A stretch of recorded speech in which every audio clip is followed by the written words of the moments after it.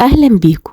فاكرين فطيرة السكر واللبن بتاعت زمان الخطيرة دي في أيام الشتاء وسخنة ودافية؟ تعالوا نعملها، وكمان مش هتحتاج لا فرن ولا تكاليف.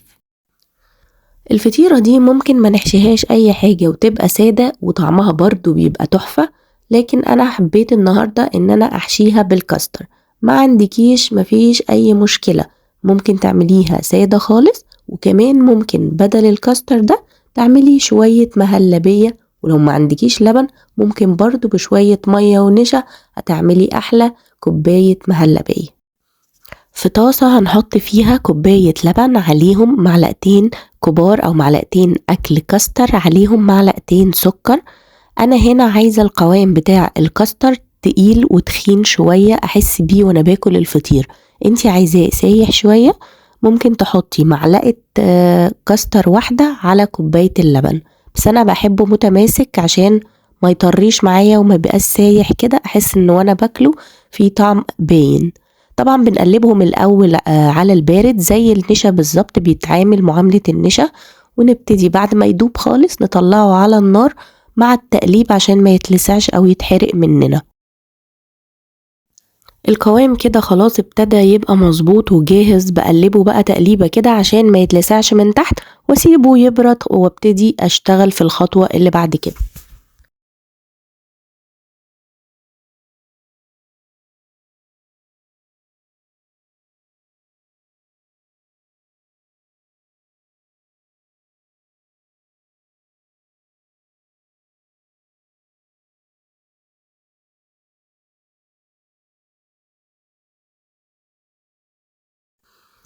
ايوه، الجلاش هو اللي هعمل بيه فطيرة النهاردة التحفة الجميلة جدا.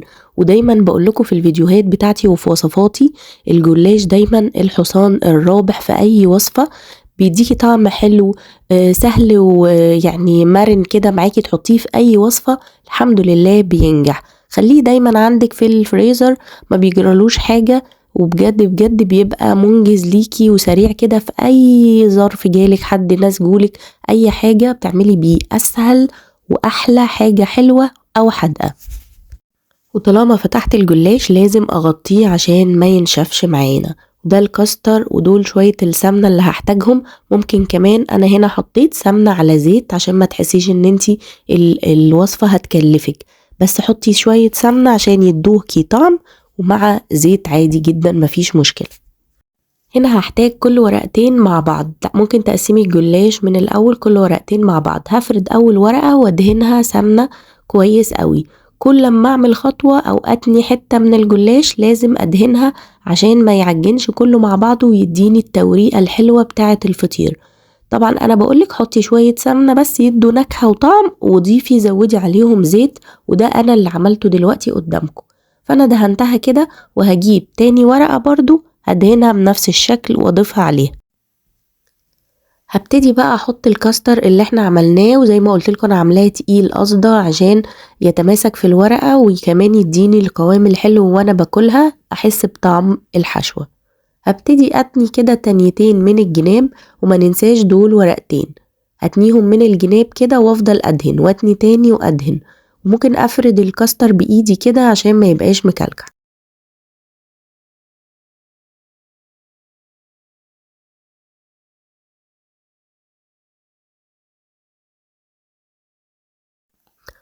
الحجم طبعا انتي اللي بتقدري تتحكمي فيه، عايزاها كبيرة شوية كبري التطبيقة، عايزاها صغيرة صغري التطبيقة، فدي حاجة ترجعلك انتي.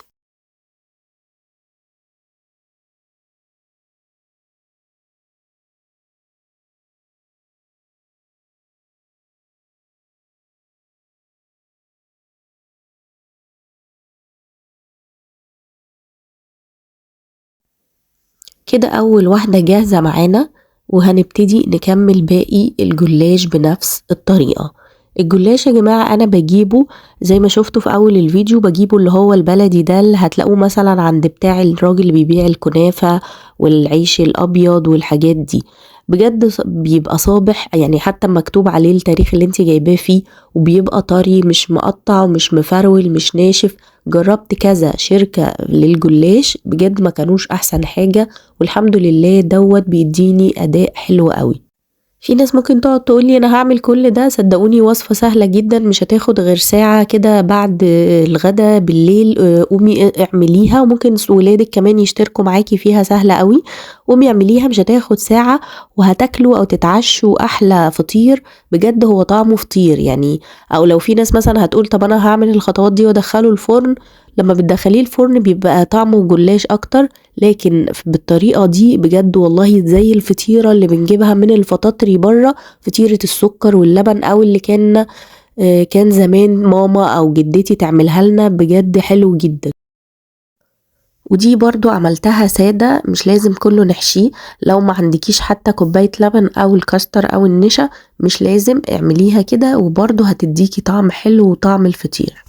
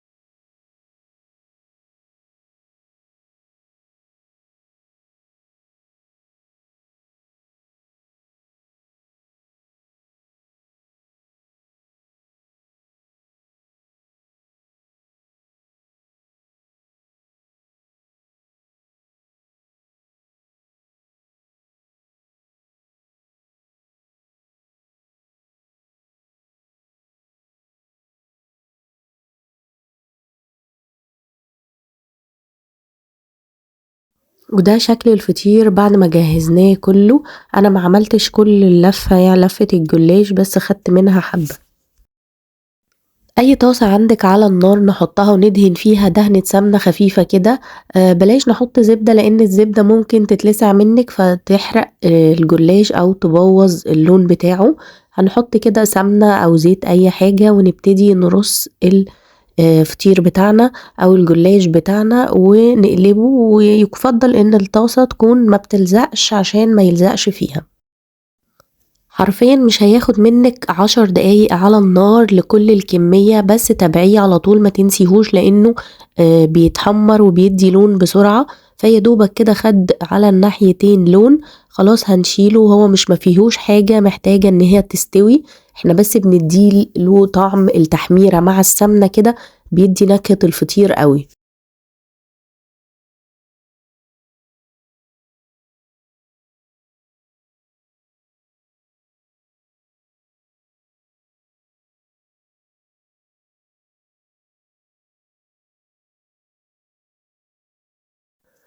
بجد ريحته والله جميلة جدا، ومديني ريحة الفطير بالظبط من ريحة السمنة اما حمرتها على النار. بجد والله نفس الفطير بتاع الحلواني اللي بتجيبوها، فطيرة كاستر مع السكر واللبن، روعة.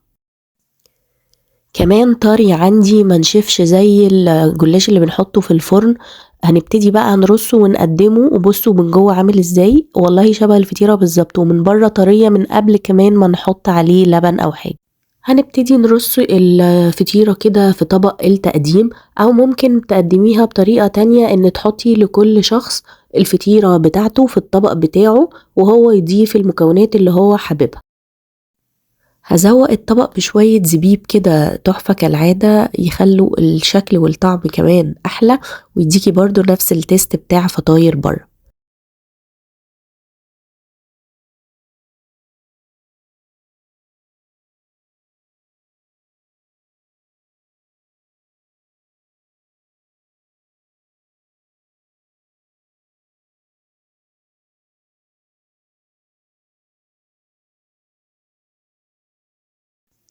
وادي يا ستي شوية اللبن الدافيين، ما كملوش مثلا نص كوباية كوباية، ونسقسق او نسقي الفطير بتاعنا باللبن زي بتاع بره بالظبط. غرقيه لبن ورشي عليه رشة السكر البودرة الحلوة، بجد جميل جدا جدا جدا. والله لو جربتوه هتقولولي شاطرة وجربناه وطلع حلو وتدعولي كمان.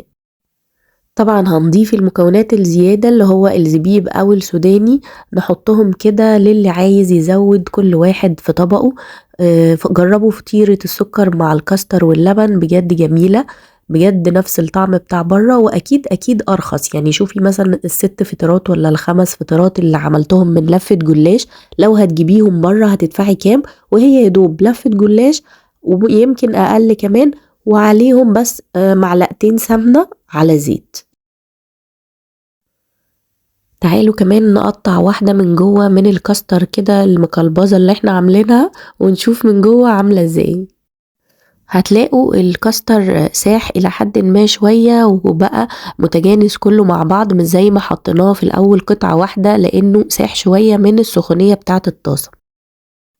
ما تنسوش لو الفيديو عجبكم النهاردة ما تنسوش تعملوا لايك وكومنت واشتراك وفعلوا الجرس عشان يوصلكم كل جديد. اللايك دي يا جماعة بتأكد لي ان انا ماشية صح، وان انتوا حبيتوا الفيديو بتاعي وحبيتوا الطريقة بتاعتي. اتمنى لو شفتوا الفيديو وعجبكم وحسيتوا ان انا بذلت مجهود فيه، ما تبخلوش عليا باللايك والشير.